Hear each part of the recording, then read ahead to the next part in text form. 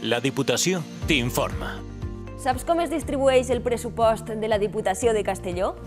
Per al 2017, el govern provincial disposa de 131 milions d'euros per millorar la qualitat de vida dels 600.000 habitants que vivim a la província. La seva inversió per als 135 municipis de Castelló puja el pròxim any un 16,5%.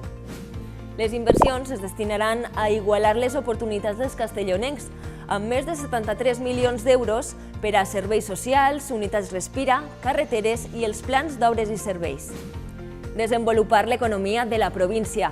Per això, més de 13 milions d'euros van destinats a impulsar les principals activitats del nostre territori, com ara el taulell, la citricultura i el turisme.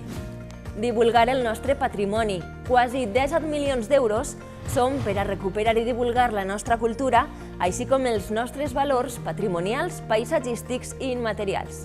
Finalment, per optimitzar la gestió de la institució, més de 27 milions d'euros serviran per portar a terme una gestió més eficient, útil i racional. Els pressupostos són públics.